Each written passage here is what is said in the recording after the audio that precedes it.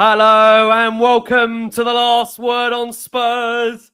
We are your multi-award winning Tottenham Hotspur podcast, and we return as the European adventure continues to plough on. If you're watching for the very first time, you can find us on iTunes, we're on Spotify, we're across all major audio platforms. We're of course on X, we're on Instagram, we're on Blue Sky, and we're on Facebook too. I'm joined by three of our regular returning guests. One that has taken off the cobwebs of the microphone, put his hat back on.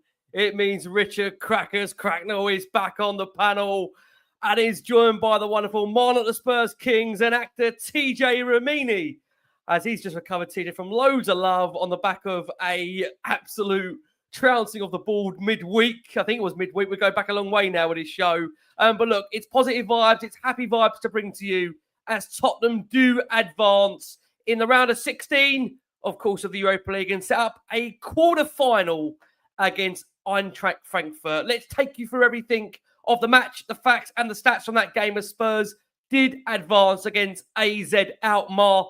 I'm so glad I don't say AZ Alkmaar anymore. I was saying LZ for the past month or two. It finished Tottenham 3, AZ Alkmaar 1, 3-2 on aggregate. Tottenham edging it on the shots, 17-10, 4 on target from Tottenham's perspective. 40 touches in AZ's box to AZ 16. Total tackles, AZ edging that 21-11. Clearance-wise, AZ the busier of the two sides, 33-12. Tottenham recovering more of the ball than AZ on the night, 63-53. Tottenham with the more accurate passes, 4-4-3 to 2-6-8. Tottenham, as usual, dominating possession, 60% to 40%. And overall XG on aggregate, 2.59 for Tottenham to AZ's 3.15. But you can book your tickets to Frankfurt because Tottenham are through to the quarterfinals of the Europa League. I'm going to open, if I can, with Richard Cracknell to start us off on that win and what that means in Tottenham's season. Cracks, over to you. Who decided AZ Alkmaar and now AZ Alkmaar? Come on.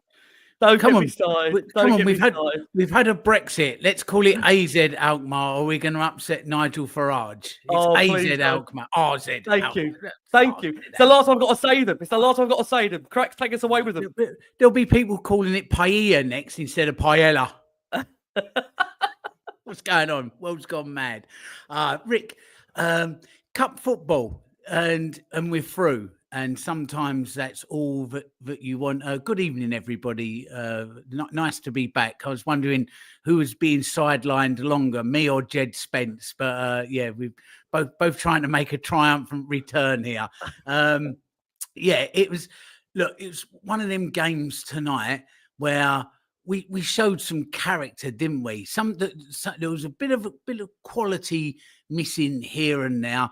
The goals themselves were, especially the third, was fantastic quality. But as a team performance, quality lacking a little bit. But don't let that dampen what we showed and made up for in spirit tonight. Quite often we've seen Tottenham get a punch on the chin and can't clear their heads. But tonight, that brain fart comes. It always does. Every game we have to have one, and we had that one tonight. But we bit down on our gum shields and dusted ourselves down. 5 minutes, a little bit rocky, then just took control again, and through we go. So look, we're going to have to step it up a little bit when we go to Frankfurt, because they're a decent side. But again, 2 legs, cup competition, show that type of character, improve the quality a little bit, get Kulu back, see where it takes us. Because the whole season hinges on this now, Rick. If you finish 15th or 12th, so what? So let's have the kitchen sink thrown at this.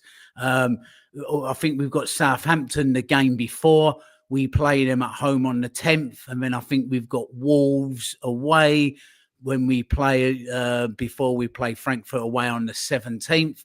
So even if we rest a few players for a league game, because that's gone, that's over, and give this a right good go. Let's give it a right good go, because I remember, I'm old enough to remember 84, and that was magical. That was absolutely magical. The FA Cup, God bless it, I loved that. But to do it in Europe is something really, really special, because I know people think a lot of these teams, they're from a farmers league, a load of pig farmers. They're not. They really are not. There's some decent European sides, but we're decent on our day as well. Yep. That's a decent squad of players. We get Kulu back. Yep. We got a chance. We got a chance. I love the spirit tonight and the determination and the character. A little bit of character that we showed tonight that we've lacked quite often. So God bless you, Spurs. Put a smile on my face tonight. Well done. Yeah, I think, it's been one of those common traits coming out of you, Teach, that we've questioned a lot about, is this team able to step up in big games and get over the line? We've slaughtered them, to be fair, when it comes to those other cup competitions against the likes of Liverpool, Aston Villa, the first leg, of course, in AZ. I mean, look, the players have been talking about really all week, the likes of James Maddison, Vicario, telling fans they understand what it means. And it was a game which was very much inspired by Wilson Odobert, who grabbed the brace, James Maddison, Mickey van der Ven also playing well. Spurs through to the last 8 of a European competition for the first time since 2019. Look, we were too strong in the end for AZ. We're going to be honest about that. And, there was some real energy there in the second half. And I want to say one thing as well. Heung-Min, who's taken a lot of criticism this season, which I defended him on recently. Son was involved in all of the 3 goals in that game. So I think that you have to acknowledge when you've had a legend at your football club, which Son has been, a player that has stepped up on a real big occasion for Tottenham. Other players played well too. I mean, Tej, what are your main takeaways from a good win for Tottenham that keeps alive the European journey? I mean, that's it in a nutshell, isn't it? I was just sending some messages to Patrick, who was at the game tonight. Correct prediction on the scoreline and all that kind of thing. But more importantly, we have something to galvanize us again and to keep our hopes and our dreams alive. It's been such a combustible season, an anomaly of a season in so many ways. And so it's lovely to have something to rally around. And to Cracker's point, I also remember 84. I'm old enough to remember that as well, and what a magical night that was. I remember the save, the Tony Parks say, and seeing him save and turning around. I was sitting on the floor, in front of the television, as you do when you're a small child, and he saved it. And I turned around to my parents like I didn't understand it. I didn't think he'd ever make that save, and he did, and it was a very special thing. So it's lovely for the entire Tottenham community to have something that we can rally around, something that we can be happy about, something that we can aspire to achieve, and again, just something to bring a little bit of joy back. Rick, you've talked so often and so eloquently about the division amongst the fan base this season, almost unprecedented division. And so let's be unified tonight, Tottenham. Let's be happy. Let's wear a smile on our faces to all those who are heading into work tomorrow, who are used to, having abuse hurled at us. We can walk in, with our chins up and our shoulders nice and straight and feeling good about what we did this evening. It wasn't the greatest game, but, we'll get into that later. But delighted to be on after a win. Thank goodness. Yeah. And thank you, man. Cheers. Thank I you. mean, T just spot on. I think, it's been such a tricky season. I've made no hiding place and nor admission for it that I think, last one on Spurs this season, for every listener and viewer that continues to tune into us, thank you ever so much, because we appreciate this has been one of the most trickiest, if not the most difficult seasons in store. And like Cracks and Tej have said so far, if we can't enjoy a victory like we've had tonight, this morning for our listeners on audio, when can you enjoy it? Spurs are, like I say, into that next round, of course, of the European journey, the quarterfinals. And Miles, to bring you in, it's lovely to have you back on for a big game, obviously in a big win for Tottenham as well. Look, we set up that quarterfinal tie with Frankfurt, and you know what? It's a night where, if we're going to be honest about it, Ange Postecoglou has spoken a lot about leaders needing to step up, and mainly the words of James Maddison. He did that. There was also a massive performance in there from Wilson Odobert, who was the other hero. And again, I will have to make that point that Heung-Min, who has been criticised a lot this season, was influential in all 3 goals, 1 for pressing, 2 for the assist, and 3 again for the part he played in it. Again, you might argue Maddison's probably got one eye on the England squad, which will be announced in due course. He'll hope to be in there after another big performance from him. Miles, takeaways from a game which we know for Tottenham, there was a lot riding on it. Many build it all or nothing. It's all in and Spurs are in the next round. Yep, and it's great for once to have all our leadership group on the pitch at the same time. Spot on. I think since like October. Yep, so, and right. That even includes Vicario as well. And it's you look at it, and tonight I'm going to give all Romero, Vicario, Son, and Maddison the props, because we've moaned about all of them this season. Whereas we've wanted them to step up, we've wanted them to take charge, we've wanted them to actually be at the forefront. And I thought all four of them did that well tonight. And I think we could clearly see they are the ones who took they like you said, Maddison and that, we're all talking all week about how important this game was, what they needed to do. And I actually think they actually stepped up to the plate. And that's what's most important. If they can now step up to the plate for the rest of the season and get us through the next few ties as well, because Frankfurt's not going to be easy. Not going to be easy at all. And whoever we get in the semis as well. And that the other side of the draw is not looking easy. There's some tough teams over on that. But no, look, you got to enjoy this victory. I'm happy. I'm smiling. I'm not going to sit there and criticize any of them tonight, because I actually thought, there was parts of the game that I saw and I was like, yeah, okay. But they went and got the victory. But I am giving the older statesman in this team a lot of props. And actually, I'm going to give Ange props, because that starting lineup was exactly the sort of starting lineup I wanted to see tonight. Like player for player, every single one is exactly what I wanted to see. And I'm glad he went with it, because I did say that I wouldn't be surprised. I think I said in the last thing, I bet you Sarr will play over Basuma, and he did. And I thought, and I wanted to see Odobert, not Johnson. And you know what? Can't complain. And it's exactly the sort of performance I'm glad we finally got to see. But the problem is, we know they can do it now. They've got to keep it up.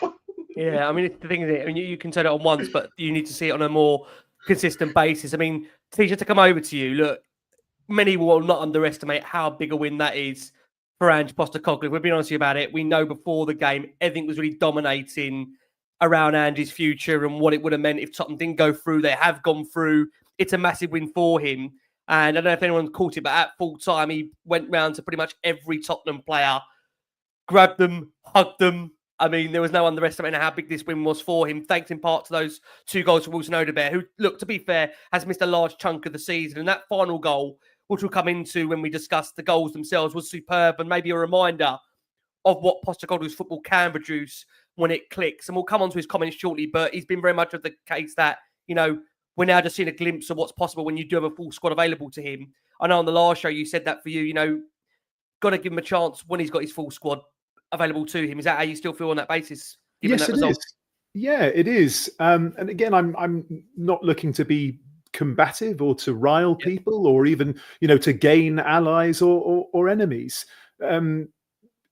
Patrick and I disagree. And I love Patrick, and I think he thinks I'm quite a nice bloke as well.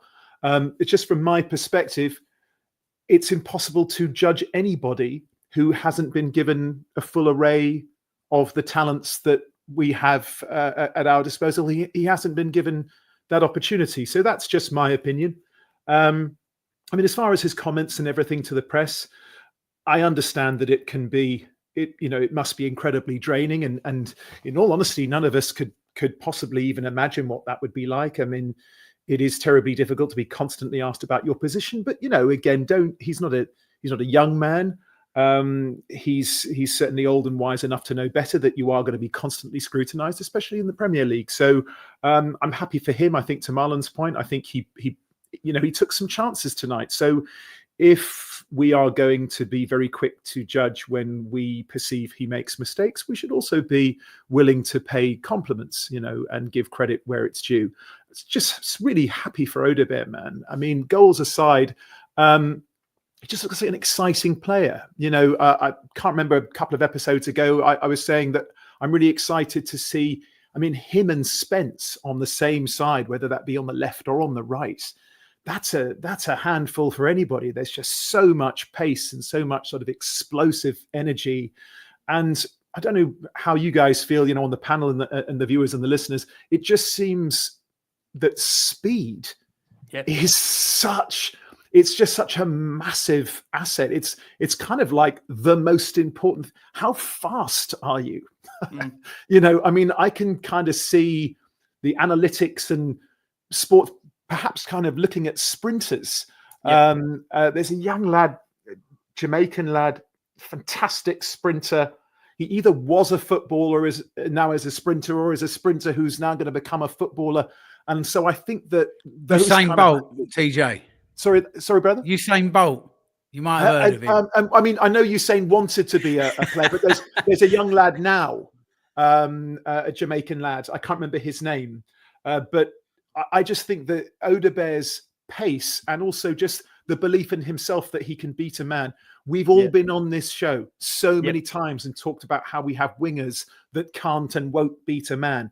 Here's a boy that knows he can, tries it, and more often than not does. And Rick, you said on the last show, who's the Tottenham player that's going to make you jump out of your seat? And you were aging yourself, talking about the 90s and, Ginola, and of course people talk about Gaza and, all those wonderful players from our past that you couldn't help yourself but be lifted. Your ass just, lifts out of the chair and all of a sudden you're on your feet with both hands in the air. I think he's a really exciting prospect. He seems like a really diligent, hardworking young man as well. Delighted for him and for his family that he had such a great game and, his first full start in Europe cap with 2 goals. Fair play to the kid. Yeah, absolutely. I mean, Cracks, you actually said it earlier. People might just say, Spurs have just beaten whatever you want to describe AZ as only AZ. But when you think about it, they're a fairly well organised team. If you've been honest about it, it's a side that really has given Tottenham really troubles in the previous couple of games that we've had. Of course, they beat us in the corresponding leg. I mean, we only beat them 1-0, of course, when we played them in the group stage. And you know what? They did attack us with a lot of physicality and power. But they just simply couldn't cope with what TJ said was the pace of Odobert. And when Spurs did go in the gears like they did, we show really that we've got the capability, as you said, to beat anyone on our day. I mean, the reality is that we know we're going to have tougher and sterner tests to come. You mentioned there about the fact Spurs have got Eintracht Frankfurt next in the quarterfinals. Tottenham will host the first leg and will go to Frankfurt for the second leg. When we last played them was back in the Champions League group stage of the 22-23 season, where we drew 0-0 in Germany and we won it 3-2 at the time. I think it was in N17. It was at Tottenham, but it's a different side now, isn't it? I mean, they're a good side, Frankfurt. You addressed it actually off air. I think you said they're 4th in the Bundesliga. So this is going to be a really, this will be a tough test, won't it? It will be a tough test. Yeah, very, very much so. And German sides, even tonight, like AZ Alkmaar, they were European. Yeah, I'm doing it now.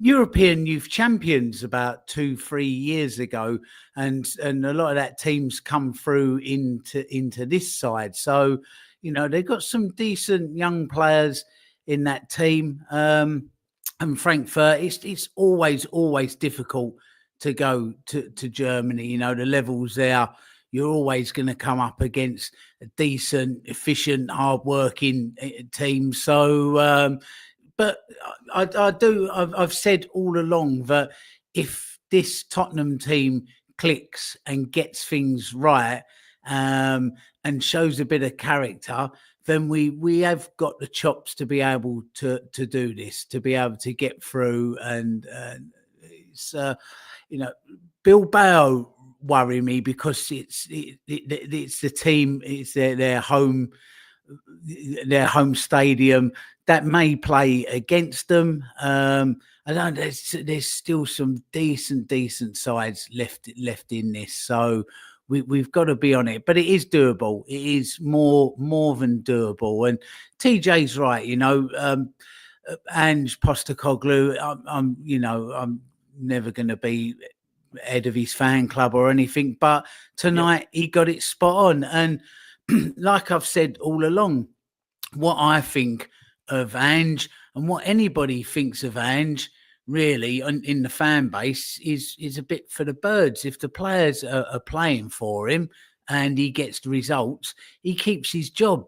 I know we all gather around these microphones and have something to say about it, and social media and everything. But at the end of the day, the players look like they were playing for him tonight, playing for the shirt, when at it full tilt. So, any of these murmurs that you've heard that he may have lost the dressing room, that wasn't apparent tonight, really wasn't apparent. So, crack on. If he gets the results, he stays. If he doesn't get the results, he goes. It's as simple as that. And we can all jump up and down on social media and have our 2 penneth worth on here.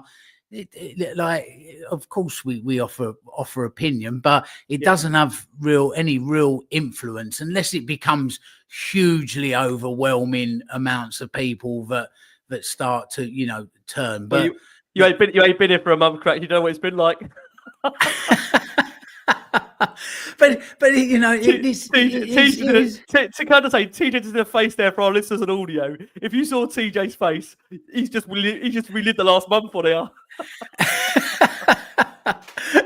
But that's the nature of football fans, isn't it? We're so fickle, we're so up and we're so down. He's the greatest thing since sliced whatever, and then the next week you lose and it's like him out, them out, me out, you out, everybody out, and then all of a sudden you get another win and you're back up there again. So look, if he's doing well, Tottenham's doing well, and that will do for me. If whether I like him or not is neither here nor there. I tell you what, I might warm to him a little bit if he's the next man after Keith Birkinshaw to lift that UEFA Cup.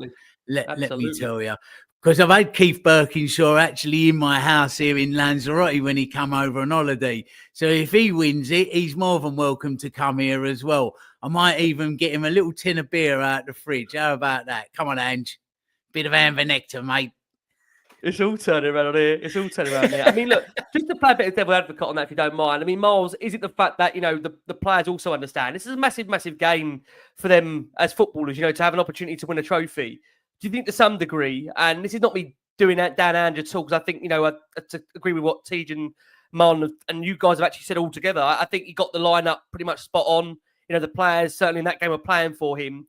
How much do you put down to that on the players themselves, Marlon, the fact that they're applying themselves because it is a round of 16 second leg do or die game for their own seasons as well to keep things alive? Or do you give Ange Pochettino all the credit in the world for that performance, that display, and the way we're really, I've got to be honest with you, let's be real, the couple of goals that we scored during that game, we haven't seen that brand of football for a very, very long time under Ange in the way those goals did come about. There were very much goals out of the Ange Postecoglou playbook. So I just wonder on that point, Marlon, how much credit do you give Ange Postecoglou in terms of getting that lineup right, getting the team right, or do you think that's down to also the players applying themselves, knowing how big that game was for their own personal careers? So you got to give some credit to Ange with that lineup, because there are certain players he could have put out there if he wanted, and that's why when I saw the lineup, I was quite excited that he'd gone with Sarr and Bergvall, because after watching that midfield on Sunday, I was kind of like going, is he going to play Basuma or not? Because obviously we knew Bentancur was out. But for me, I think everything was summed up. You knew how much the players wanted it, and you have to go back to that first goal. And I look at it and go, just look at the energy Son produced. It was like watching him in the remember when he won the not the Olympics, when he won for Korea, and he had to go and he was at the tournament and he went and won. It was literally like that energy that he wanted to win something, and I think it's finally hit home. I don't know if the last couple of weeks and everything that he's been saying, and everyone's been nice, like rinse and repeat, but his energy and his determination to shut the right back down at the time and to get that mistake so it falls into Solanke's path, just set the tone for the rest of the team. And sometimes that's what you need your captain to do. And I think that's what was very key, is that they saw every time Son got on the ball, there was parts of it where we were like, is this Son of old? Because he's trying to beat a man. He's trying to, he's dictating where everything goes.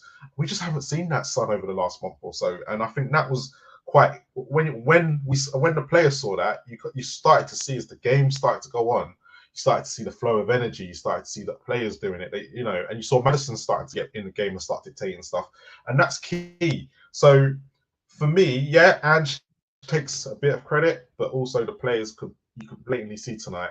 They knew, and that's why I gave credit to the older statesmen, because I think all of them knew tonight exactly what needed to be done.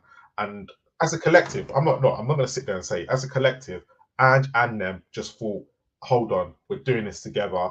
We've been through this whole season together. It's been a lot of quite a lot of ups, but many downs. They needed to get this one over the line, and they did.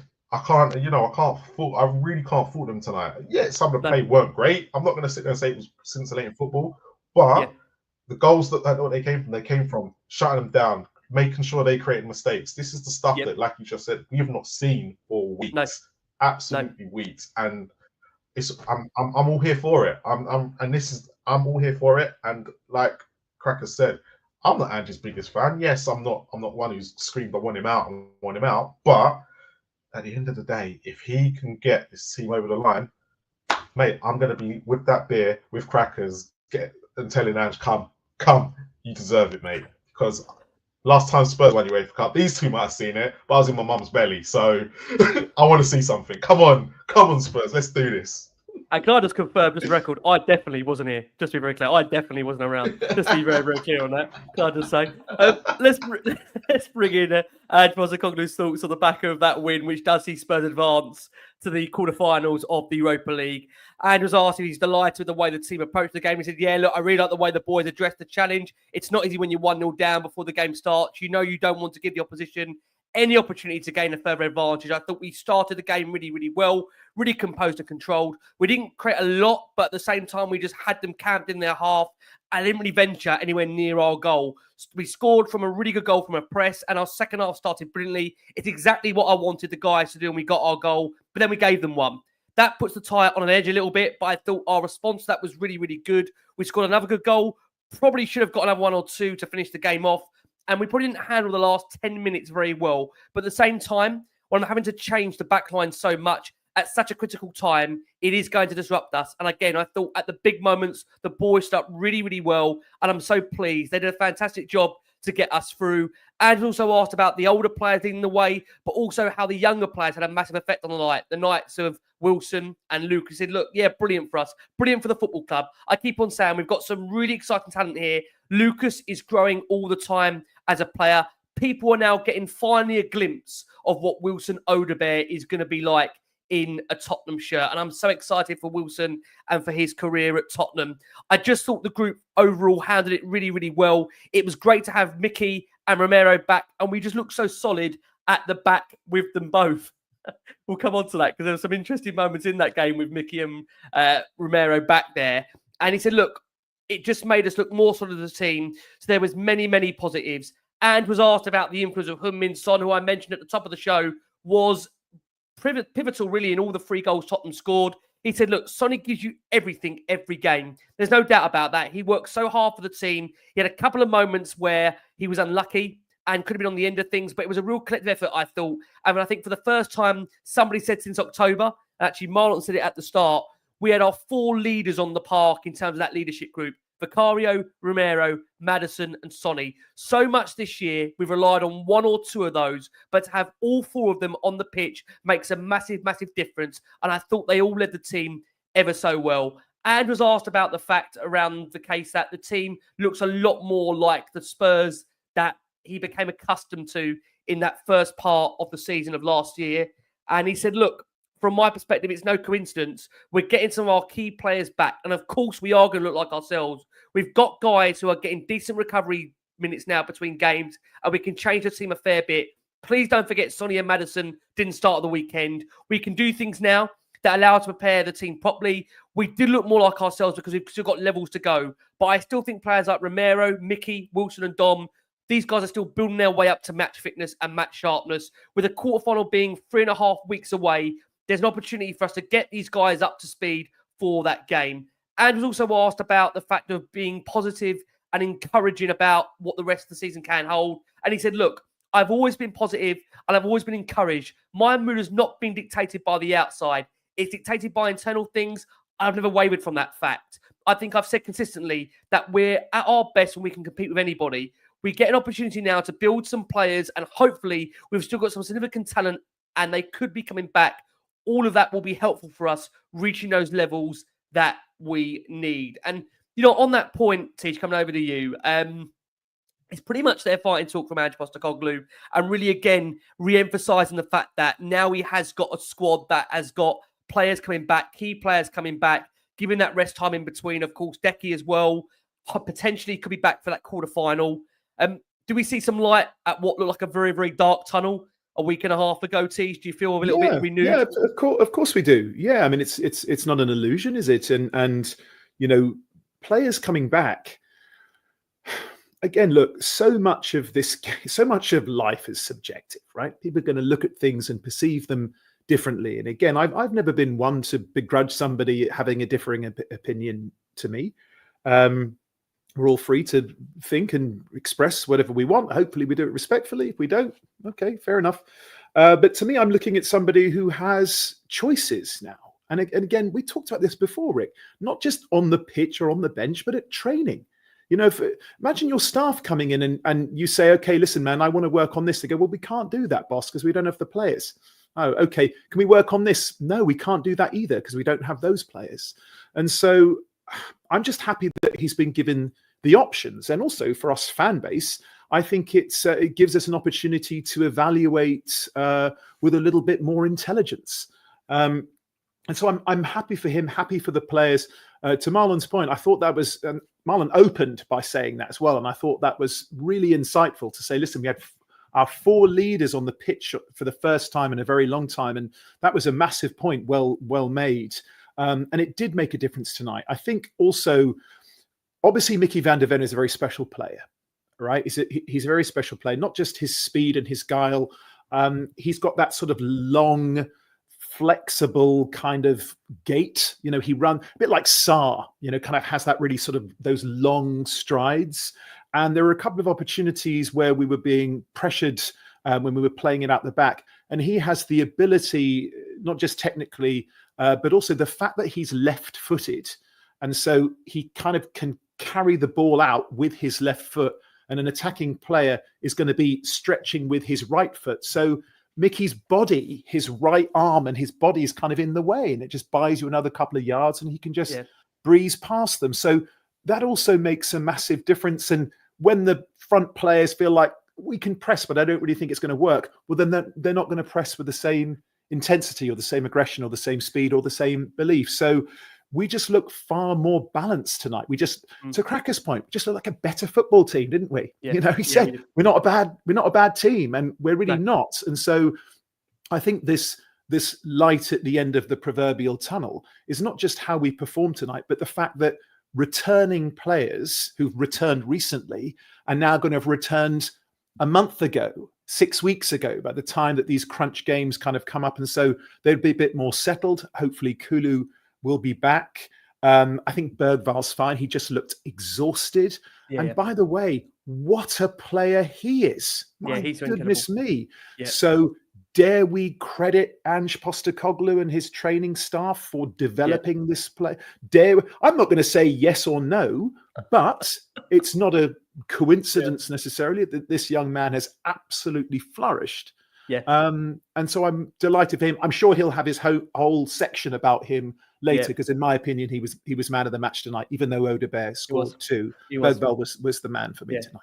But Propagate, I must have said this because Billy T said on X. I mean, he could end up giving Johan Langer a pass for life at Tottenham, given the signing of Bergval. I mean, Bergval is a very, very special player. Yeah, he really is. He's still 18, isn't he, or is he 19 now? Can you put that picture back up again, Lang? Is he doing the national lottery draw?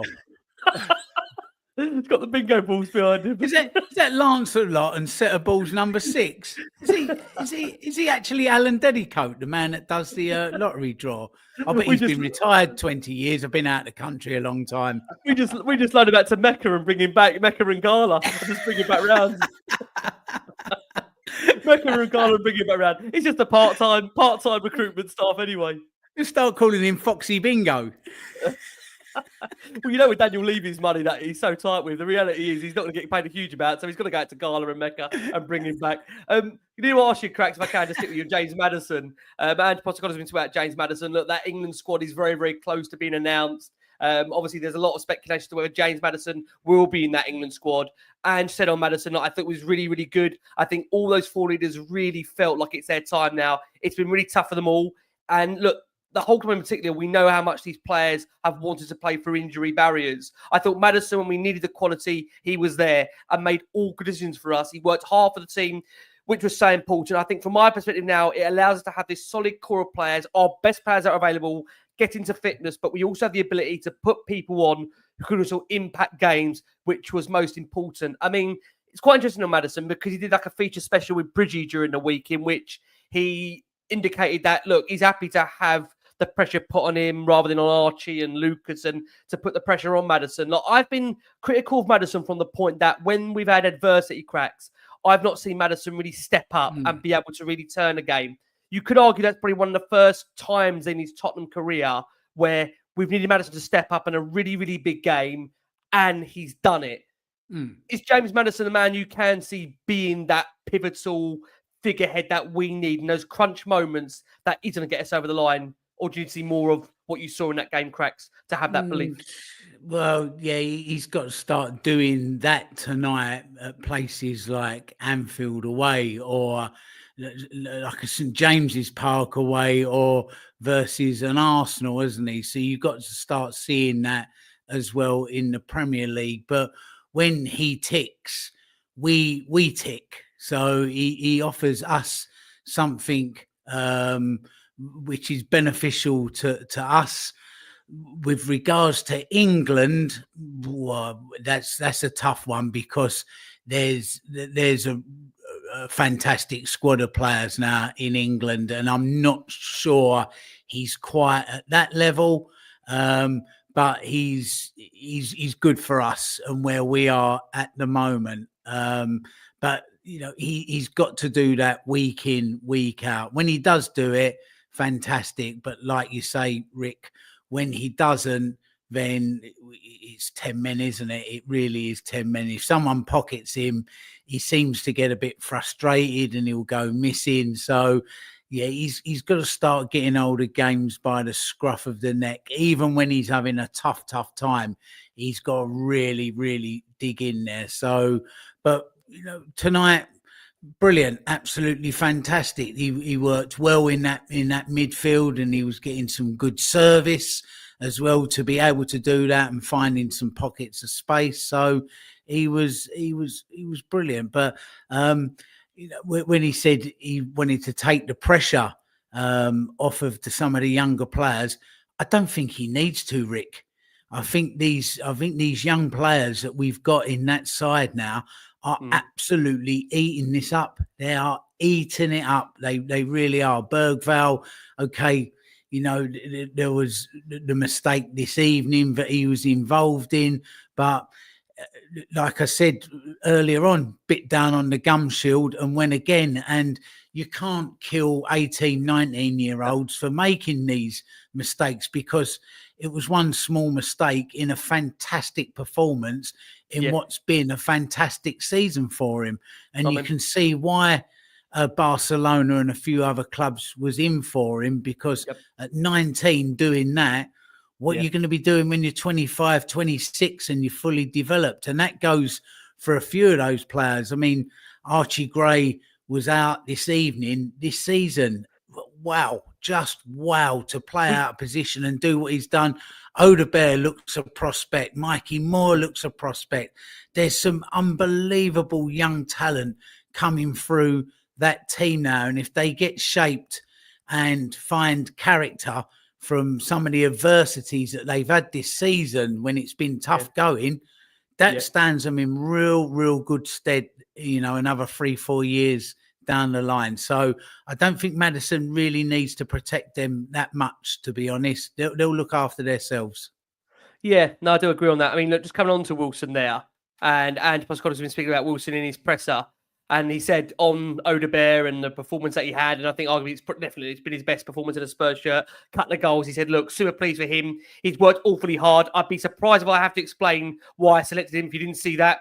That performance shows you. I think he's so excited. I was so excited when we signed him. He's one of those players who has the ability to take players on, find space, great technician, super pleased for him to get his goals. He worked hard silently to get back into the team. Obviously, he's came to a new club, a big club, and a big move for him. And it didn't work out for him through no fault of his own, through injury. It's been a frustrating time, not just for me, but also for the player to not allow himself to showcase just how much he can develop. And this is just a starting point for him. He's still working his way back to fitness. But when you look at the likes of him, Lucas and Archie, and 2 or 3 we've got, there's some exciting, very, very exciting talent at this football club. I know, again, Marlon, to be fair, look, we've said over the course of this season that whilst, as fans, we're going to suffer, the players are going to gain a lot through the adversity that they've had to go through. And I think Wilson, to be fair, has missed a large chunk of having to go through that adversity due to injury. Do you think between now and end of the season, Marlon, he could be one of the bright spots that can really give us some excitement going into next season, potentially? Potentially. It's a case of, as we saw today, the first 5-10 minutes of a game determines on how well we're going to play for the rest of the 90 minutes. And if Odobert is given the chance over the next few weeks, he could be, because it's been that much of a test for us, especially on that right-hand side.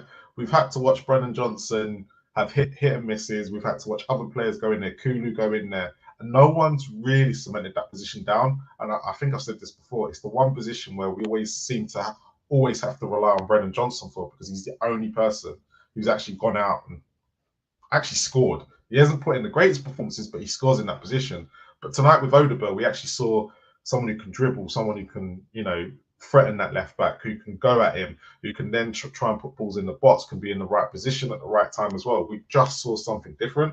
And look, Odobert could be something we can all get excited about, but let's not put too much pressure on his shoulders. We've got to let him grow.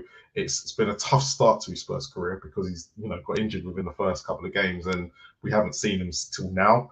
So look, Odobert has got tonight he's shown what good character he has and what he can do. He's now just got to pick it up and put it in the Premier League. Totally different animal. Sometimes in European football, you can get you get more space and more time, but in the Premier League, it's going to be completely different. And that's the bit we just need to see, because the Premier League games he's had, it's not been quite the same as he has been when he's played in Europe. So, but there's potential there, especially with Solanke as well, who, by the way, unselfishly Solanke. I think he helped the performance of Odobert and Son tonight. And it just shows you what having a number 9 up top is. And he didn't even score. This is probably the best parts of Solanke, that he doesn't get the praise for as he should, because everyone wants to see the goals. But just to lay it off to Odobert and not take the shot himself, and then Odobert to put in, that's going to give Odobert so much confidence, which it done, which then breathe confidence in the rest of the team. And it's just little things like that you kind of go, that is what the team game's about. Because that second goal, again, he's flick. I thought it was offside at first, I'm not going to lie. I did really go, oh my God, he's offside. But no, he timed it to perfection. And with, if he can create a relationship with Odobert like he did with Semenyo at Bournemouth, we could have a frightening 2 there. And then Son, with the quality of Son, we could finally be seeing the front 3 that we've kind of wanted to see all season. Yeah, no, I totally agree on that. Andrew was also asked about the fact that the third goal was a real classic Pochettino goal that we haven't really seen for a while. And isn't it nice that it must please him to see that Spurs have still got that kind of goal capable in their locker? Because, look, we've said, I think, for the last few weeks that we haven't really seen Ange ball being played, if Ange ball's still a term that you can use. Less words about it. It's been... I think we were trying to really work out how we were playing, what we were playing in terms of the system. But to be fair, look, that goal itself shows that it's still in our locker. He said, look, all goals are important, particularly in a game that like this. But when you score a goal, is saying of the core attacking phrase that you work on so hard. I think that gives the players great belief that it does work. Having Dom in there gives you a real focal point, and just having his presence in the box, the ability of guys like Maddison and Sonny, who are fresh in this game, to be able to run at the opposition. There are just things that we haven't had the luxury of in the last 3.5 months. And as I said, I think it was a really good foundational game for us to build on, because I still feel like we've got a lot to improve because of the nature of where people are at. I couldn't be happier with the players. They deserve to go through now. And we're in the quarterfinals of a European competition, which I think is really, really exciting. And was finally asked if the pressure of the games this season has felt difficult to handle, and the fact that in this particular game, the pressure was really, really on.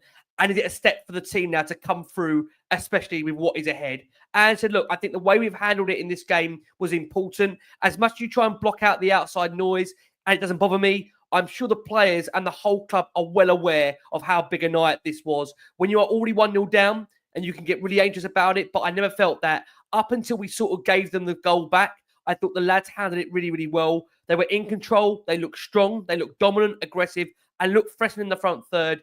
All the things we want to be. I think Mickey coming off disrupted us a little bit. We had to change a couple of things, and we gave them a goal that changed them into the game to make it a bit more nervy than it needed to. But yeah, it was a big, big night. I couldn't be happy with the way the players tackled it, and it's an absolute credit to them. And to be fair to Ange, bar the one moment where he threw Werner under a proverbial bus, I mean, TG's been fairly, backing of the squad through difficult times this season. He hasn't ever really gone on the players like previous other Spurs managers have. And it probably goes back to that point Cracker said towards the start of the show. That's obviously a key indication why you could argue the players are still playing for the manager. Because despite, as what we've said on here, some really inept, poor performances in such big, big games, Ange Postecoglou to this point has always defended the collective nature of the squad, hasn't he? There's been very, very few occasions where you could say he's been really critical of the squad, where I think at certain times we've all said maybe he should have been. No, I mean, I think that I've always said, obviously I don't know him, right? But from what we've seen of Ange, even before he was at Tottenham, he seems like a thoroughly decent man. He seems to have bags of integrity. He's a very intelligent man. He's witty and sharp. And also he seems like a kind and compassionate individual. He's got that kind of, some managers have almost like a sort of paternal quality. And I think he has that. And I think that's also one of the reasons why the really young players flourish under a manager like him. To the chap's point, I'm not his greatest fan, but I'm also not his greatest criticizer. And so the fact that he doesn't throw his players under the bus and he takes responsibility on the chin, and he said it dozens and dozens of times, that criticism should always land at his feet. And so the fact that he doesn't openly criticize players doesn't surprise me, because he seems like a gentleman, which I personally like to see at the club, especially in positions of leadership. When we were talking about Dom Solanke recently, massive fan of his, was from day one. I said, remember last year, Rick, he was a player that I would love to see us acquire. And when we did, I was delighted to see him through the doors of the club. A completely selfless player, completely without ego. Absolutely, exactly what you're going to get from Dom Solanke every single game. Whether he scores or whether he doesn't score, he is going to give 100% of himself. And he is always going to put the team first. I love this guy. And what a massive, massive loss he was when he was out for those few games. He's had an exemplary injury record, of course, until he came to us this season. So I'm hoping, to Marlon's point, to Cracker's point, that with these other lads that we have options to play across the front three, Dom presses with such intensity that hopefully these other lads will also join in that press, and so it will take the solo responsibility of doing that away from Dom, because I think that's one of the reasons why he got injured. He was just pushing himself almost too hard, and so I'm really pleased to have him back in the team. He makes an immediate impact, not just as a focal point and somebody who's strong and somebody who presses, but to Marlon's point, like a couple of great passes, man. I mean, that flick, that's a sublime touch, man. And he's got all that in his locker. So I'm really happy for him as well. And whilst perhaps he doesn't receive his plaudits from the pundits and all the TV shows out there, especially back home, we're Tottenham guys. We could have won 6-0 tonight, and they would have talked about, well, I heard the pies were undercooked at halftime. So we're never going to get the praise that other teams get. But as far as on this show, and I think amongst the Tottenham community, big Dom Solanke gets nothing but love and respect, man. So we're really happy to have him at the club. Yeah, it's funny because I know some people were enjoying Joe Hart on the co-coms. It's interesting because there's very little affiliation for Spurs in the national media, it feels, over in the UK now. I mean, the people they bring on either seem to despise the current ownership or despise previous managers. I mean, you don't really get I heard many that it pundits. apparently stemmed from, I don't know if you guys have ever heard this, or any of the viewers and the listeners. Apparently, it all stemmed from the time that Tottenham won the FA Cup when we were a non-league club. And it was almost seemed as like a how dare you, like a sort of very arrogant, like, how dare this little non-league club go and win the FA Cup? And apparently the press kind of never got over that. Apparently that's what I heard, which kind of makes sense because we never get any love from the press, especially back home. Yeah, I mean, Cracks, you want to qualify that? I mean, look, one of your, I think I can now safely say. Did you hear that, Cracks? One of your co-workers. I mean, to be Glenn Hoddle's there, isn't he? I mean, to be Glenn is. I mean, Glenn will always. Yeah, I think the hard thing with Glenn is, I'm not sure if you agree, Cracks, because again, if you knowing him, I suppose he also feels he's a Tottenham man. He's going to try and remove a sense of biasness when he does go on to TV, which is a difficult one, isn't it? It's a tricky one.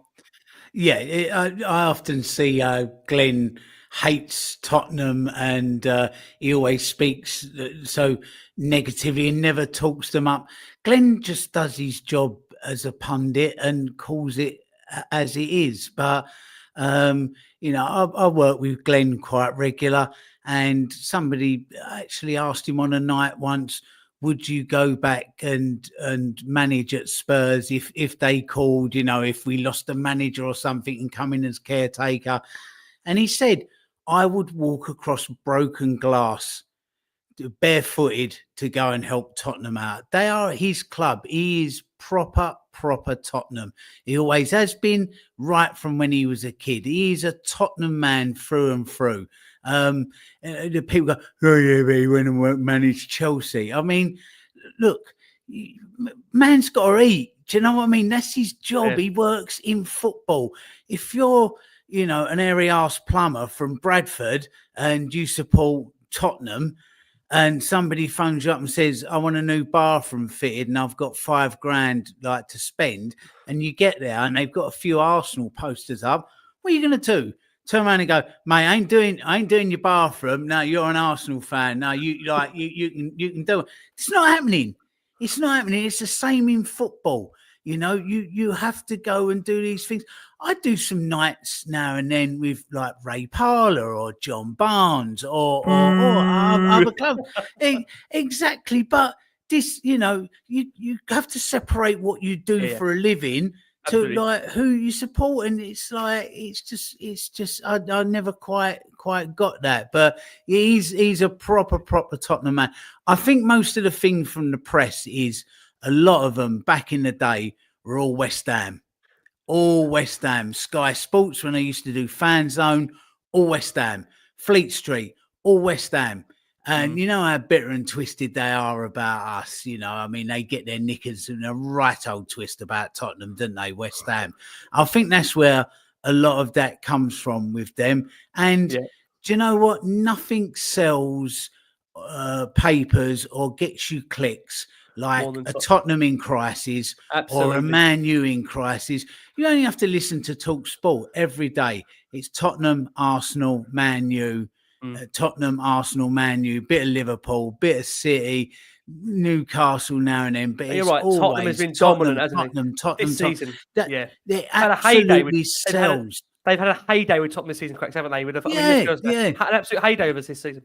But it always sold newspapers, and it's no different now to get you your clicks online. Tottenham in crisis is absolute manna from heaven for them. It really is. It's huge numbers, so this is why they go big on it. Quick tweet: Tottenham in crisis.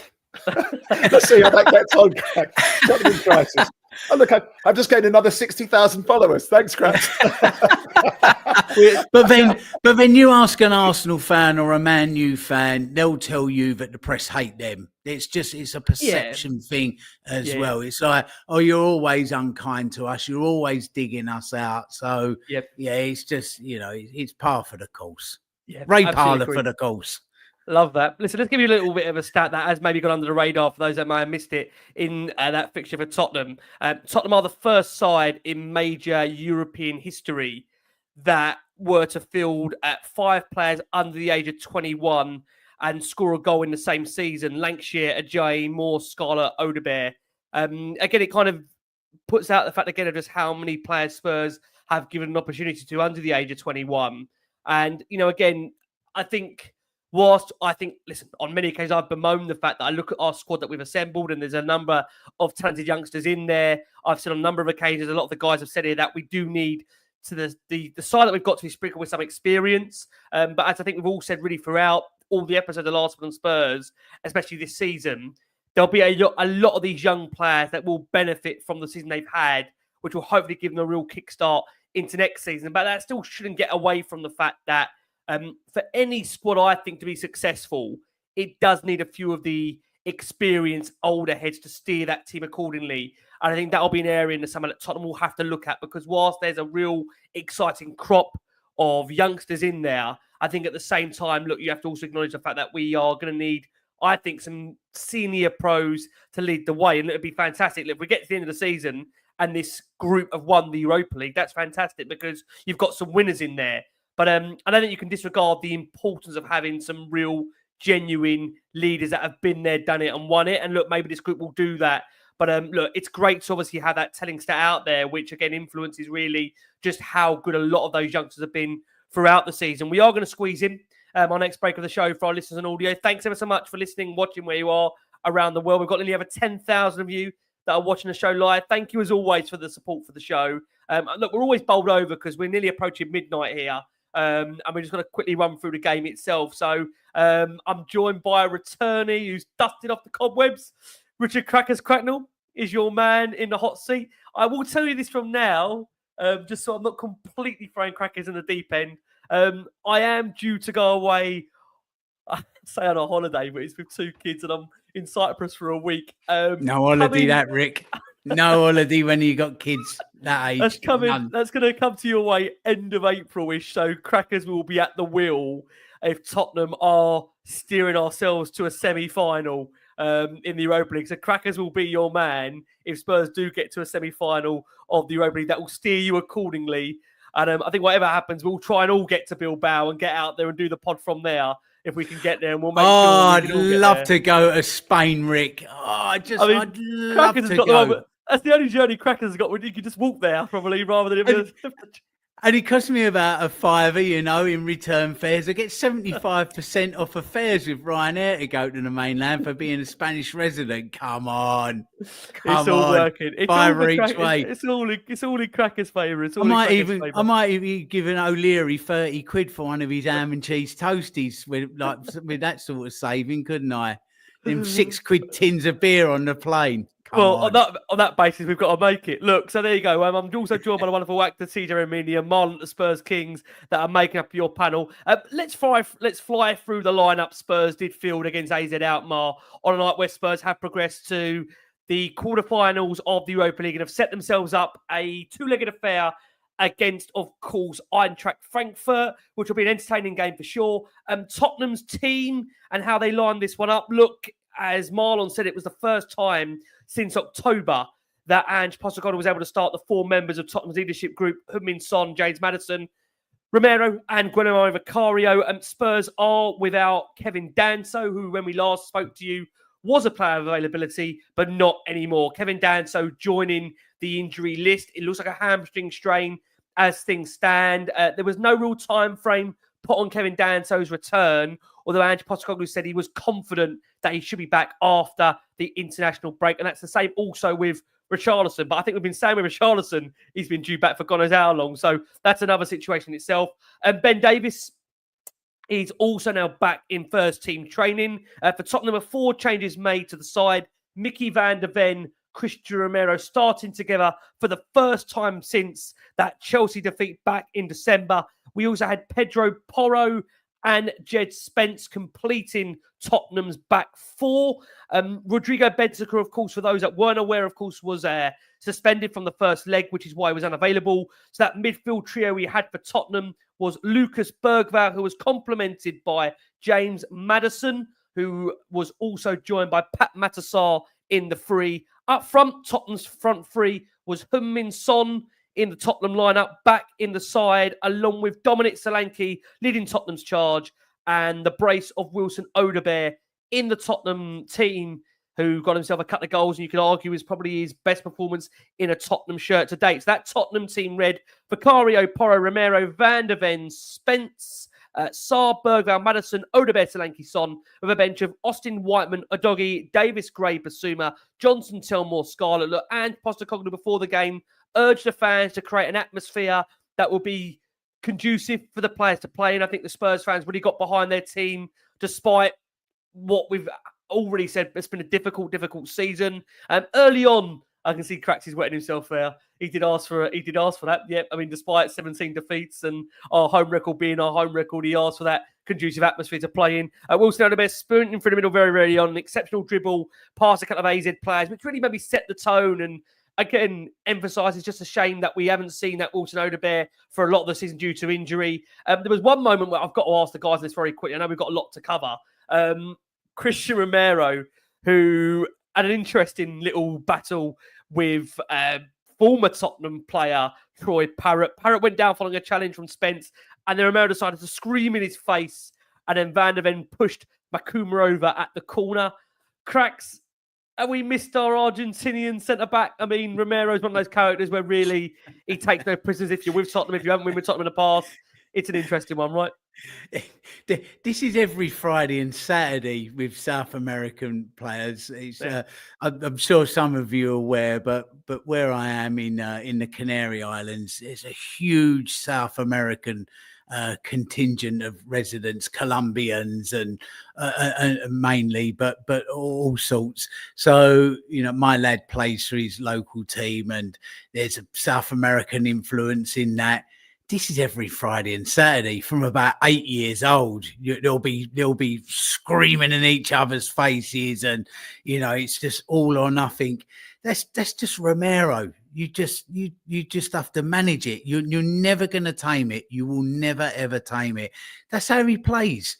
What it was over, I've got no idea at all. Probably nothing, to be honest. It was probably absolutely nothing. He just fancied doing it. He just probably thought, no, I'm going to give him some. He probably thought he dived or he'd done something previously. So he's just let him have it. But that's South American football for you. It's nuts. They're nuts. They're absolutely bananas. So, and it's brilliant. It is brilliant. But that's what you get. You know, you've got that sort of cool level-headedness of like Mickey Van der Ven, who just looks like his pulse never goes above 80, and Romero, they're really like a good cop, bad cop, 1970s. Like, look, even they've even done the advertising picture for the series, isn't it? One was a good cop from a great family, the other from the wrong side of the tracks. It's one of them deals, isn't it? I'll hand over to TJ. Have I got the Hollywood voiceover work, TJ? There's your thumbs up. There's a thumbs up. I was seeing every frame of the movie, Cracks. There we go. There we go. I've sold it. I'm off to Hollywood, Rick. That's right. I've lost him. I've lost him again. With a fiver, but yeah, I'll see you here. I'd probably end up in Cricklewood, knowing my luck. I've just lost him again. I got him back from him. He's off to Hollywood now. You can't make it up.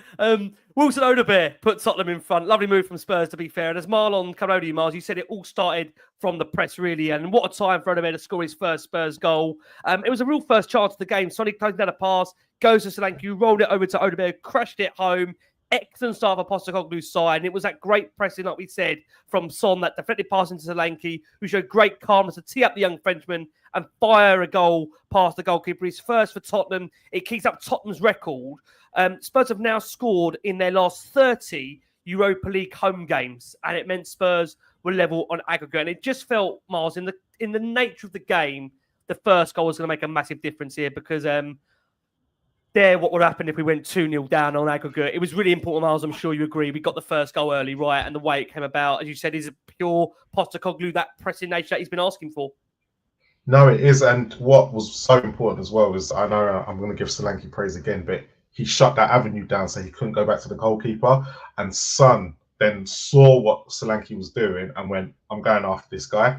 So the two of them working together as teammates and doing that pressing that Andrews wanted, created that goal. And then the vision from Solanke not to shoot, because I'm telling you now, I was fuming that he didn't shoot at first. I was absolutely fuming because he's a striker, shoot. But no, I give him credit where credit's due. He just saw Odobert. Odobert just had the whole goal to aim at, and as I said, it just breathes confidence throughout the whole team when you have got someone like Solanke up top, because you can clearly see that he's going to hold the ball up. He's going to get in certain areas, and just that first goal summed it all up. And that's what we want to see.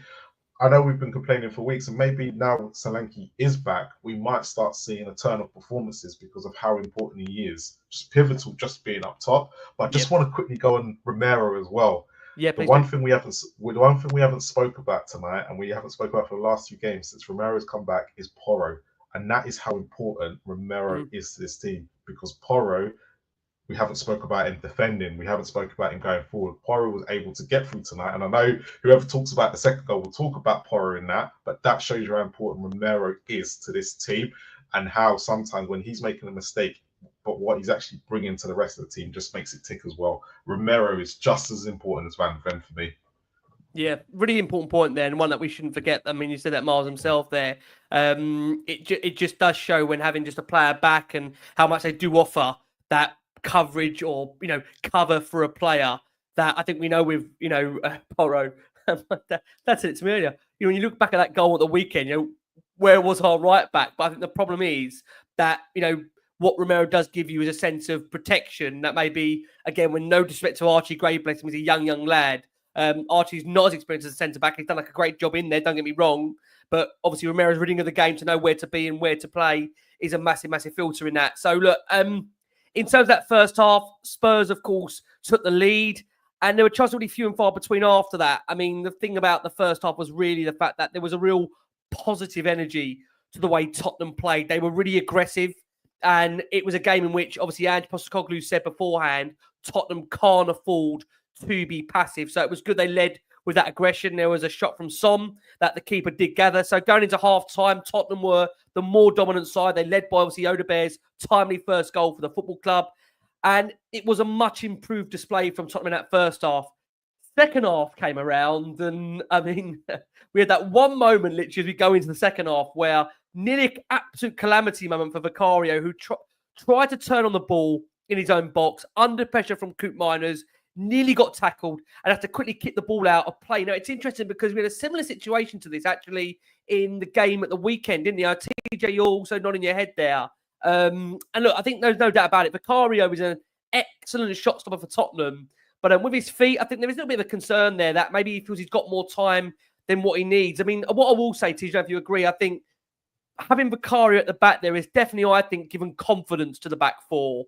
100%. And I think we don't speak about it enough. It can't be easy. He was actually asked this in his presser that he said before the game about how difficult that is when you've kind of got a continuous back four that is changing really game upon game. Again, it changed tonight. Van Neven and Romero are back in. Has that got anything to do with it, Tej, or do you just think he needs to be better with his feet? Of course it does. I mean, again, we talk about the upper echelons of football, any sports. Your margins are so fine.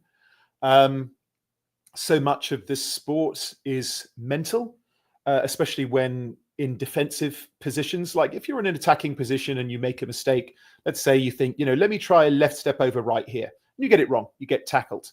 You'll get a groan from the crowd, but that's about it, because the tackle has happened probably 80, 90 yards away from your own goal. But if you're the last line of defense, literally, and you're in your own 6-yard box and you make a mistake and you're too, my goodness, I'm just getting flashes of Pochettino here. What's going on? Stop messing with my emotions, Rick. For our viewers on audio, you've no idea what just happened, but basically you will know later. Very handsome photograph of Mauricio Pochettino just popped up on the screen twice, and I was like, my goodness, have we missed an announcement? Anyway, trying to get on here as well. Can't get the guy away at the moment. Back to Vicario. Yeah, of course it's troubling. It's worrisome for all of them. Lovely chap, my postman, actually, lovely chap. He's a big Manchester City fan. Whenever I see him, we always have a football conversation. And I had the conversation with him yesterday about City struggling this season, and is Rodri really that pivotal? And look at us, we had 14 first-team players out. And I did have the conversation with him. I said, listen, remove 2 starting centre-backs and a goalkeeper, just that, from any team, and see what happens. Boom, right? Just that. it really hurt us. And so having Vicario come back in, and I've already made several public apologies on behalf of myself and of Marlon, right, to Vicario that we ever doubted him. But he is going to kind of always walk that line. He's getting better with his feet, but that needs to improve. Yeah. He's quite so long. I think it's hard for those guys to turn on a sixpence. You know, he's got a much higher center of gravity. So he's always going to make us worry a little bit. But I mean, his shot stopping and his leadership is second to none. Also, remember how last season we've talked, the guy can't catch a ball from across. Well, there was none of that, was there? We haven't even talked about that. We haven't this season. And that's a huge improvement. If you have a glaring frailty in your game, work on it and overcome it. And he has done that. So while we're taking our hats off to people, hats off to him. I'm glad as well Marlon gave some more love to Pedro Porro, because Rick, we were talking about that on the last episode. That photograph of him right there, and again, it was on audio, you can't see it, but it literally looks like he's passing a Jeep or something. Like, you know, he's absolutely, his face is bright red and he's screaming with both hands clenched. He really cares. He's not always going to get it right, especially with the responsibilities that he's given, but he really, really cares. And with Romero next to him, he looks like a far more solid player. So I'm happy for him too. I thought he had a great game. Yeah, totally agree. Moments after that scare crack, Spurs did double their lead, and it come actually back to, as we said earlier, as Marlon said, Porro actually winning the ball quite high up the pitch, which again, he's been criticised for being as high up at certain times this season, like, of course, on last Sunday. He exchanged with Maddison before Maddison, played a little 1-2 with Sane, found the bottom corner. Maddison's 11th goal for Tottenham this season. A lovely finish from him to double Tottenham's lead. And to be fair, look, we've said it already in this show, there's a time where leaders have to step up. And again, between Son and Maddison, they stepped up, Cracks. Yeah, very, very much so. And, you know, as I said earlier, when Maddison is on form, Spurs are. And then you add Son into that as well. It's been a disappointing season for Son, hasn't it? But he is 32 now. And I've been banging this drum on the show for the last 18 months that you have got to start looking at Son and the end coming. And I know that Mr. Levy, God bless him, probably is not looking forward to that day, because we all know of the influence that he has on the attendance from South Koreans and the money that's spent and the money generated around him. But ultimately, he has to offer something football-wise. Tonight, he did. I'm sure I read the other day that I think there's only 15 players in front of him now for Premier League goals. Is that correct? That's correct. I mean, so that just speaks for himself, to have just 15 in front of you from the whole sort of 35 odd years of the Premier League is incredible. He's been incredible. He was fantastic tonight. So, you know, we're reviewing tonight's game. That's what you want to see from him, like with Maddison. But now go and do that at Fulham at the weekend as well. And that's when them two are ticking. They're your senior players that we speak about that are needed around this group of youngsters coming in. But like I said, Father Time marches on. You're not stopping him. He is 32, and you do have to start planning for life without him. But tonight was brilliant. I love to see when he takes the ball and then he cuts in and he finds that space. He hasn't done it so much this season, but whenever, you know, a couple of seasons ago, whenever you saw him make that cut in and just fan across the edge of the box, looking for that one little space, and bang, it's in. You know, he finds that corner. That's what I want to see from him. I'm sure it's in there still. But look, Rick, if it isn't, as the Spanish say, if football has left him, then wow. I mean, he has been some player and some servant for us. He really has. But I'm sure that he can find that again. Maybe not as much as he used to, but he can find it again. And fitting it would be for somebody like Sonny to sort of go out with a trophy with Spurs. You know, he's been such a great servant to football and to us. I mean, I'm talking like he's actually retired this evening, but he's, he's been fantastic for us. He really has. So, if he's had a little drop off this season, it's tough, it's harsh, but you just overall you can't give him any amount of a kicking for what he's done for Tottenham. You really can't. Yeah, we've seen on so many occasions, haven't we, with Sonny, that there's been occasions where he could have moved on in periods of where Tottenham haven't been great, and he stuck by the football club. I think many won't forget that period where Kane was angling for a move and Sonny decided to sign a new long-term contract. I mean, you would question maybe from a mental state what was he to do that, but he obviously loved the football club. And look, again, he was involved in all the 3 goals in this game in a real captain's performance where many have asked Sonny to step up to the plate. And that's exactly what he did do. It was actually a great move for Spurs. Again, we made that point there. Odobert through the middle, Maddison, Son, back to Maddison, whipped it into the bottom corner. Confident finish. It meant Spurs were ahead in the tie. This one was a pre-planned, something it felt at that time. Archie Gray came on for Mickey van der Ven.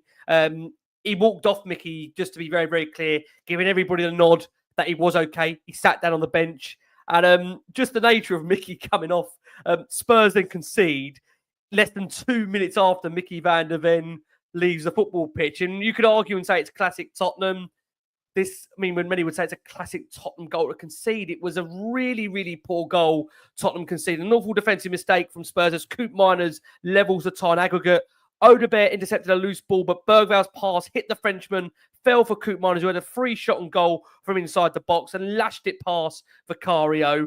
Look, it was a silly, silly error. Postecoglou was hunched over on the sidelines. And again, Tej, we have seen, some of the most comical goals Spurs concede. And that's up there with the best of them, isn't it? The way that just comes about. It was out of nothing, really. It was out of nothing. Well, it's an annoying one. There's certain things that really annoy me on a football pitch. And one of them is lack of communication. And that's all that is. It was. Talking throughout the football game is really, really important. And I'm sure we've all played, right? Obviously, none of us have played at a level, or maybe some of us have. I haven't. Just played school with my friends. I play every Friday night. As you know, I have a football club here in Santa Monica. I'm playing tomorrow. Can't wait. One of the things I always have to say is, guys, communicate. That's all that is. If somebody says, whatever, however they refer to each other, that's that's no goal. So the manner of it was, it also just looked a little bit kind of arrogant. It wasn't complacency. I think they were like, we've got this wrapped up. We're better than these guys, because we'd won that ball 15 seconds, 20 seconds before. And so we were under no pressure. It just looked a little bit arrogant. And so that's just communication. However, it's between an 18-year-old and a 19-year-old. So we cut them significant slack, right? I've said on this show, I couldn't find my own arse with both hands until I was about 30. So, let's give them some slack. An annoying one to concede, but it matters not. Yeah. Let's move on. And I just wanted to echo Cracker's point, man. If there's a Tottenham fan out there that doesn't want to see Son Heung-Min lift a trophy with the armband on. Oh, man. I mean, my goodness, what an absolutely invaluable servant he has been. Can I say, just sticking with you, Tej, on this point, because I don't know if you want to make a note of this. There was that one moment where, if anyone saw this, actually on the brink of half time, where Spurs had a free kick in which there was a little bit of a debate going on between Maddison and Pelro as to who was going to take it. And look, many question Son's captaincy and authority when it comes to the way he handles the rest of the squad. And in that moment there, and I'll let Marlon come on as well, I mean, TG seems to take a lot of authority there in terms of saying to Porro, look, Maddison's having this. Porro didn't like it. He was fuming, actually, for those that saw the next part of that off camera. He was muttering to himself. He was frustrated. Maybe, again, just an inclination that Sonny does have the respect of the dressing room, the changing room, because he was listened to there in that moment, and Porro did step away from that free kick. I didn't want to come on and say what happened in that free kick, but again, we got the free kick and Porro wanted to take it, and Sonny was having none of it at that time. Yeah, I mean, listen, not only does Sonny have the respect in our dressing room, Sonny has respect in dressing rooms across the footballing world. He really does. You know, I've spoken about this before. When you talk to defenders on other teams, when they talk about natural finishers or like, who do you not want to be one-on-one with?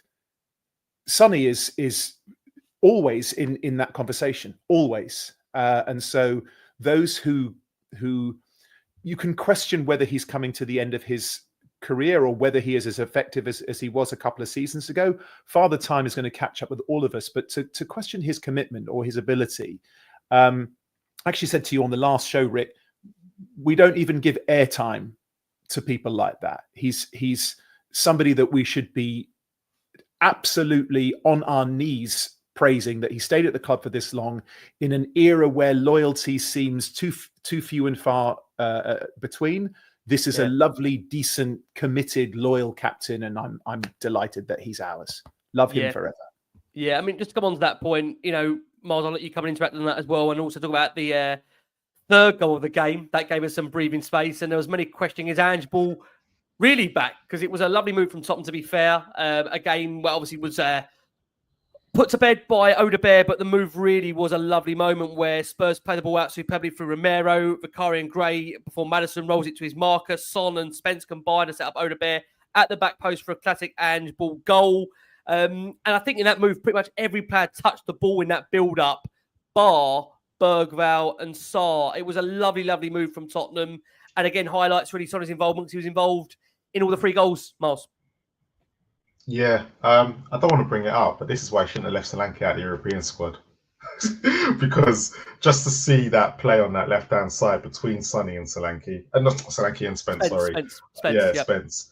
Yep. It was all game between the both of them. They played so well together tonight, and I think that's really why Son was able to do what he had done, because he's looking behind his shoulder, going, "I trust this guy. This guy's gonna. If I lose it, or if there's something happens, I know Spencer's gonna be there." And I think that just gave Sonny the confidence to do some of the stuff that he was doing. Being able, he knew straight away, as soon as he looked up, he knew that he could play that into Spence, because he knew he was overlapping coming down. And that's probably something we haven't seen a lot of Destiny this year, or anyone else who's played at left back. So, and I think that partnership is going to grow over the next few weeks, because it does look like that Spence is going to play with Sonny on that side. And then the ball into Solanke, and Solanke doing what Solanke does. I can't give this man much more praise.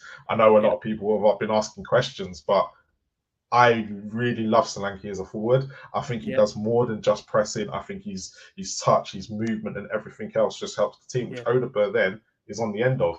And I think I said this quite early on in the season. I think when he plays with Johnson, Johnson gets in a lot of his spaces, because Johnson, as we know, his movement is very, I'm going to be in that position. I'm going to be, and that's probably where Solanke wants to be. But today you kind of saw it in a different light, where Sonny was able to come inside. He had Spence backing him up. Porro and Odobert seemed to be know where they were, and it just all seemed to just click. And I'm hoping over the next few weeks, this is what we're going to see more of.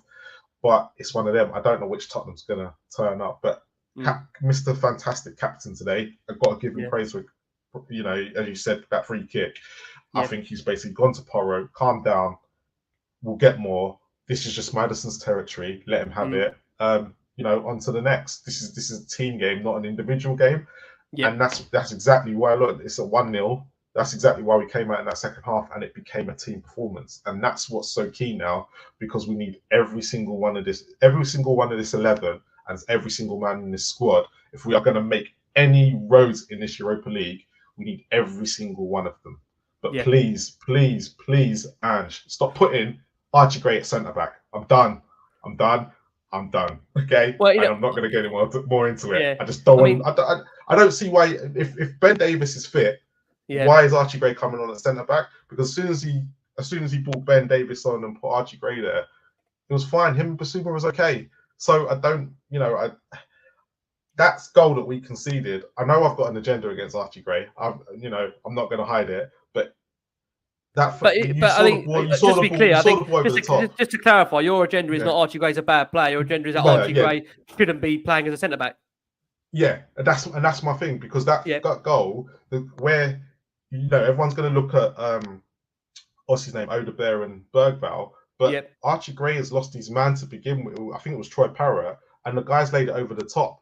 That's a defensive mistake, and Romero was clearly agitated by that part, and you could see that he was agitated by that part because he thought Archie Gray was out of position, and that's what's happened because the right back is clearly seeing that this guy's been left alone.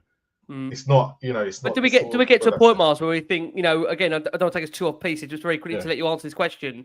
Do we get to a point where we just think maybe he doesn't fancy Archie Gray at defensive midfield because he has not played him there and there's been opportunities to play him there? I mean, at what point do you maybe think? Yeah, we got 10 minutes today. At what point do you think he just fancies him as centre back? Yeah, no, and look, we got 10 minutes today, and he was okay. He didn't, he didn't do anything wrong. And for me, it's a case of let's play him there. We've got, he's got Bergvall, Sarr, and Maddison, who look like that is going to be the kind of European free that he wants to go for. Yeah. Depending on how Bentancur starts performing over next week, because Bentancur's been poor recently. You've got to take. But this is the best chance to go and play Gray because the Premier League games coming up. I think we're all going to sit there and say yes, they're important, but it's a chance to try and see if Archie Gray is going to be a DM or a centre mid. I prefer him at centre mid. I really think because he's so good on the ball. That's the bit with me. I think I see him so much more in an attacking sense than I do see him in a defensive sense. But Andrew's got to be the one to pick the team. Bergvall obviously played the 6th role today, which was quite telling. So and he played really well there. As everyone's giving him so much praise because Bergvall can actually do it, and he's playing that deep line. He can push the ball forward.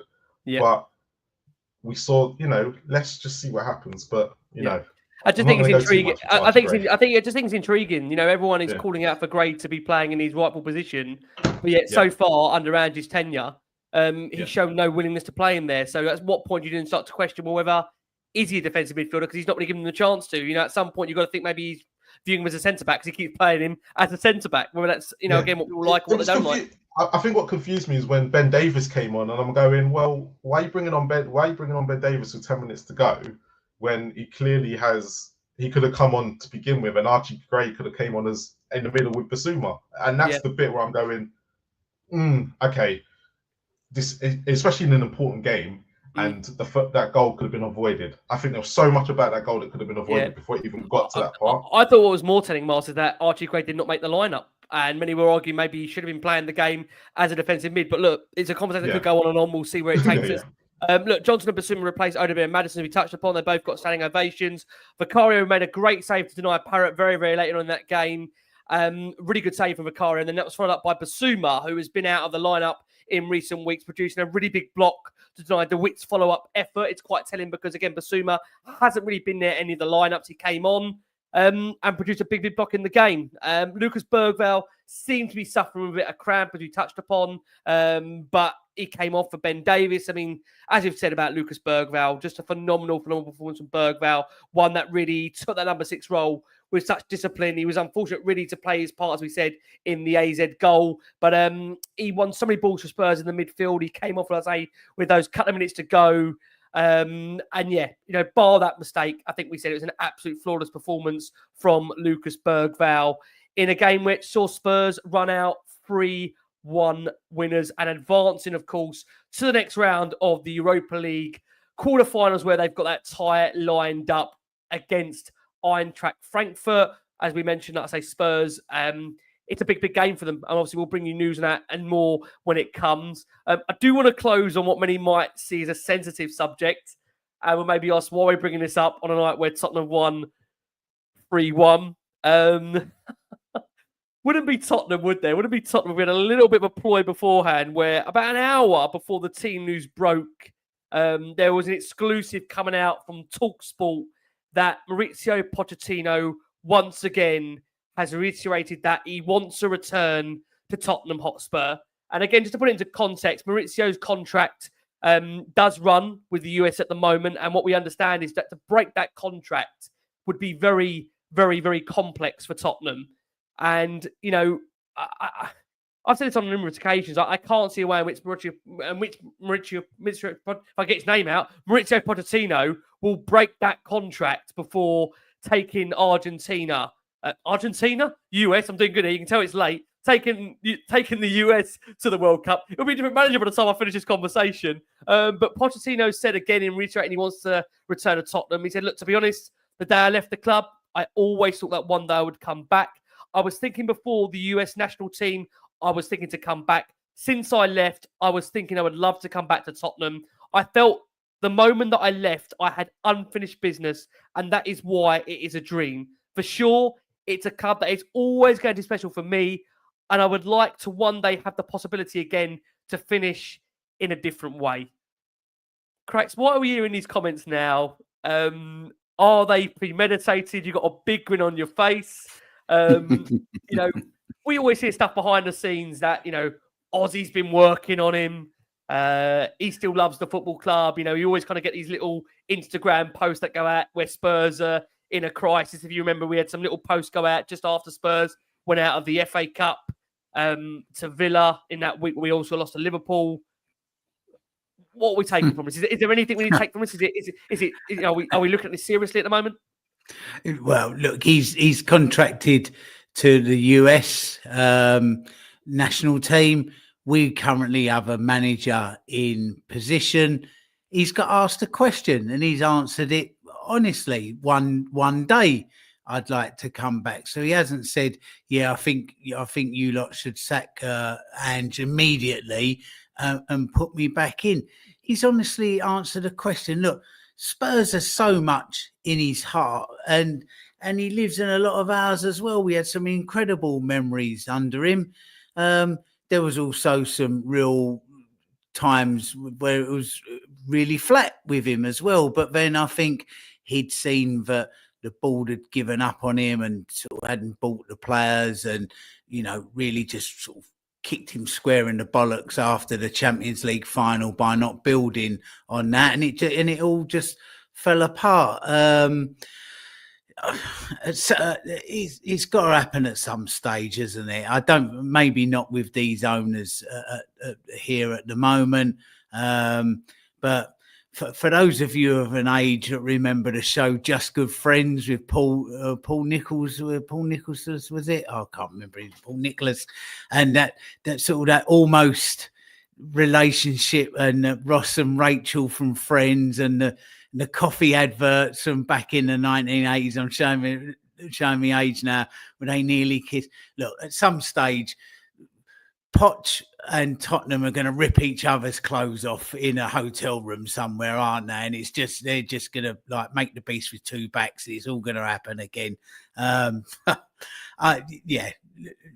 don't know.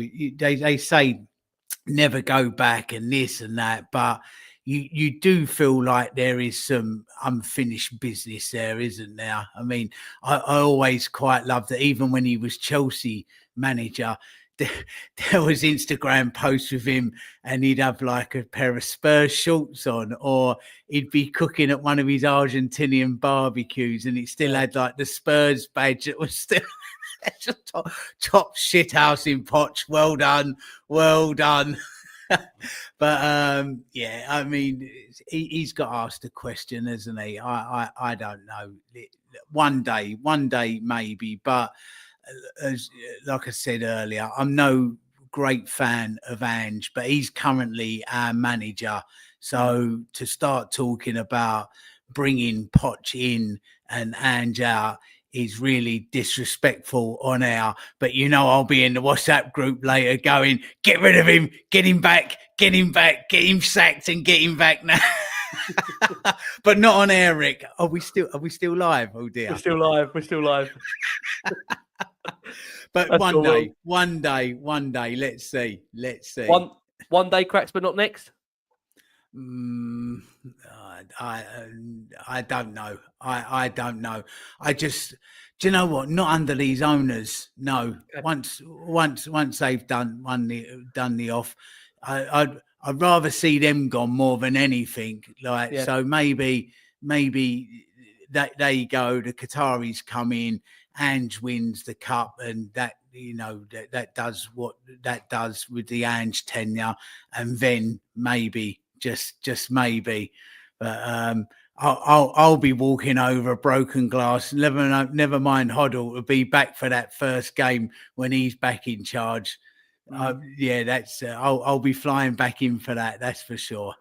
It's interesting because when you bring up the name Pochettino, Miles, that there's still a mixed reaction in the fan base. There's some that wouldn't want Pochettino back due to the fact that he went and joined Chelsea, and also the fact that, you know, he was a nearly man for Tottenham. He never quite got over the line. Look, I don't think I've ever hidden my love for Poch and my admiration for a man that gave me probably some of my best memories as a Tottenham fan. I said really at the time, you know, can you really hate somebody or despise somebody or dislike somebody? That really made it abundantly clear at the time he would love to have rejoined the football club. And he never got the phone call. So that's quite why I couldn't understand that a man has to work, he has to put food on the table. You might have didn't do it in the course of another part of London. He decided to do that and Tottenham never called him. I mean, what do you stand it for you, Miles? Is the timing of it unique? Did it need to come out an hour before Spurs are playing in around a 16 European game where it was billed as being all or nothing for the manager in some quarters? Look, TalkSport know what they're doing. It's you know, the timing of it couldn't have been, you know, especially when they've been talking about Angel Day going, he needs to win tonight. You know, it's a big game. He's going to have to try and win this tournament. Otherwise, he's going to get sacked tomorrow and everything like that. But look, I'm glad what Poch's done for us. However, it's all the time that we keep hearing he wants to come back. He wants to come back. It's like, you know, when you've been in a relationship with someone, you had your best years with them, but it just didn't work out, and all of a sudden, you've gone on to other relationships, but there's still that one where she keeps coming back. She's in other relationships too, but she's the one you can pick up and put down, and it just seems like that with Pochettino because he keeps flirting with us and keeps telling us he wants to come back, but we're in a different relationship, and we've got to try and work this one out before we can start getting on to the next. So, look. Like Poch. That's an analogy to rival, isn't it? What an analogy that is. But I do like Poch, and I did like everything. But I'm in that sense of I don't think we should go back, and I agree. Not under this ownership. It's done. We just need to move on. And unfortunately, come on, Marlon. Come on, get the honeymoon suite at the Premier Inn. Get the presidential suite at the Travel Lodge booked. Take him there, rip his clothes off. You know you want to. Do you know what? I just wish he never went in the first place, and that's the thing. I will never watch. I've watched the Amazon documentary once, and I'll never watch it again because that moment of how he left. Yeah, it broke. It's a bit like it broke a lot of us because you could clearly see they didn't want to back him. It was all for the documentary, and if the Amazon weren't there, I reckon Poch would have stayed that season. I always think that they went and got Mourinho in for the box office, and so people would watch that documentary, nothing else. Yeah. And we are here now. But do you know what? Think of the politics as well, Rick. I mean, there's Daniel Levy lifting his skirt every 2 minutes. Oh, please can I have the NFL? Please can I have the NFL? And I'm showing a bit of fire to the Americans, and then turn around and goes, oh, and by the way, I'm nicking your soccer manager. It's not happening, is it? That's just never happening. So, there's US politics at play here. And I'll hand us all over to our esteemed American correspondent, TJ Ramini, who I'm sure just would love to speak more American politics because there isn't just quite enough in the world at the moment, is there? I tell you, that's another subject that we take. I don't know where we got on that show. I mean, Tej, what's your gauge for you on this whole thing around Mauricio Pochettino? I can see you there getting quite emotional as we were bringing him up. Yeah. Look, he's a man that many still love. I'll say that out there. There's many Spurs fans that wouldn't go back. I mean, what do you make of the fact of the way in which this is broken just before a big night for Spurs in Europe?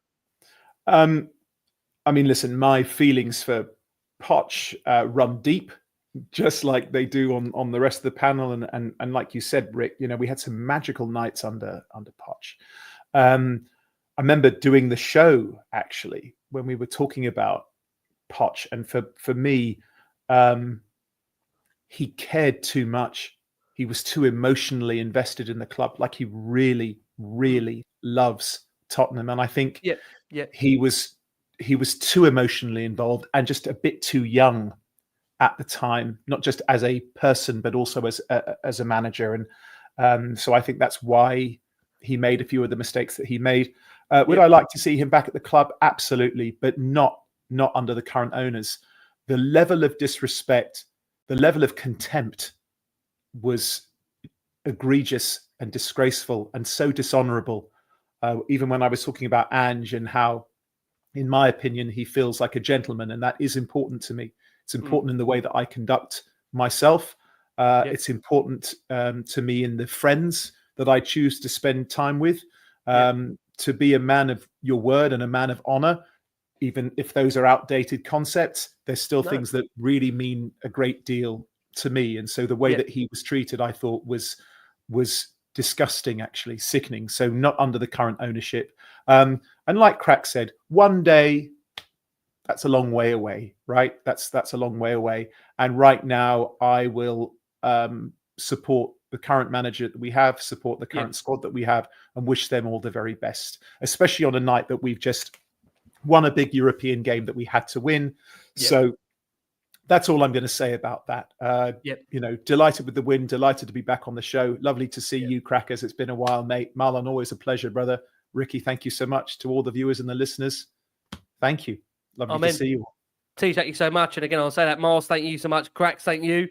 It's like Cracks has never been away. He's back with us here. And look, many might think that's disrespectful me bringing up Mauricio Pochettino and the nature of that. Look, we try and cover all the latest news that is breaking around Tottenham. And the fact of the matter is that whatever you think about Pochettino, is a man that gave us an incredible amount of memories as a Tottenham head coach. And with no disrespect to Ange, those comments have only just come out in the last 24 hours and we are on air. So we're bringing them into the show. But look, Rick, just again, for those at the back of the class that may be hard of hearing, we're all saying that you need to be respectful to Ange, whatever you think of him. He's currently our manager. This is just something that came up today that we're discussing. And, there's a lot of love for Poch, but that no one's saying get rid of Ange now and bring him back in immediately. You've got to let Ange have his tenure and it goes the way it goes. And then football will just be football and it will all work itself out, whatever. But, I'll take Ange winning this cup over Poch just coming back all day long. And I think everybody feels the same. So it's not being disrespectful to Ange. It's just a talking point. Yep. And like I say, Ange Postecoglou will be guiding Tottenham for better or for worse, whether unfortunately some like it or don't, into that quarter-final against Eintracht Frankfurt. The final question to you all, just to very quickly close it, yes or no. Can we win it? Can we win it, Miles? Can we win it, yes or no? Can we win it? If the team that turned up tonight turns up for the rest of the games, yes. If the team that we saw turn up last week, then no. Miles, thank you. We love you very much. We're going to see you very, very soon. Tej, can they win it, yes or no? Absolutely. Absolutely we can. And I think we will. Come on, you Spurs. Love that. Cracks, final word of you on Last Word on Spurs, the man who's come back. Can we win it? Will we win it? Of course we can. Of course we can. We can win this. We are good enough. We are good enough with what's left. We've just got to be right at it and a little bit of luck. Cup runs are always just a little bit of luck as well. 5 games to go. 2 quarterfinals, 2 semi-finals and a final. See you in Bilbao. Vamos! Vamos, Tottenham! Muy bien. Thank you so much. Lazenby says here, want to keep it on Oosterval, centre back, left back, quick and tall. We'll see what comes our way in the summer. I want to say a massive thank you to Richard Cracknell wanting to return, the wonderful TJ Ramini, the brilliant Marlon at the Spurs Kings. We have been the last one on Spurs. We are steering, we are guiding you as Tottenham do make it into the Europa League quarterfinals. Eintracht Frankfurt to come. Thank you for your support. And as always, come on you Spurs.